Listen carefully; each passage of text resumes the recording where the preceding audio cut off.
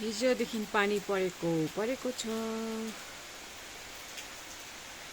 September बित्नु आँटे, almost half of September. Still it's raining. पालि चाहिँ हिले दसैँ हुन्छ जस्तो लाग्दैछ हे। बाहिर पानी पर्दैछ, मलाई त उठ्नु पनि अल्छी लागिरहेको छ। I have not washed my face, not brushed. आज चाहिँ ढिलो भयो। Mine also it's favorite to sleep whole day, but I can't help it because I have to do house chores and all. पानी परेको बेलामा त दही खानु भएन। So what I had done is मैले जो दही जमाएको थिएँ डब्बामा, I had made few days back, त्यसलाई मैले एउटा भेसलमा ग्यासमा राखेर त्यसलाई बोइल गरेँ। After boiling it, I had kept it for few hours to settle down. त्यसको पछि चाहिँ I drain it, and after draining it, I kept it for a few hours and made churpi out of that. यहाँ महारानी चाहिँ मस्त सुतिरहेको छ। अघि कहाँ गएको थियो? हँ? अघि कहाँ गएको थियो तँ?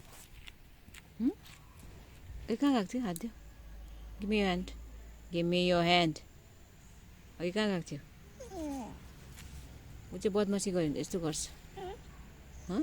बदमासी गर्यो भने चाहिँ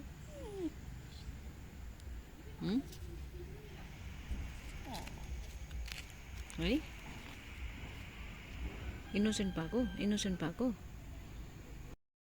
Today I felt like having simple pulao, so मैले राइसमा कट carrots and peas हालेर त्यसलाई पकाएँ. And on the other side I took onions, cashew nuts and some dry masalas.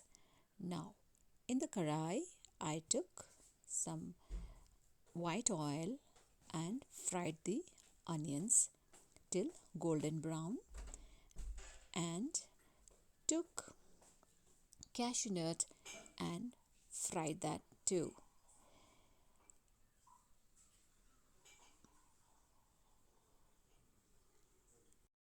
In the same oil मैले लङ इलाइची पनि हल्का fry गरेँ।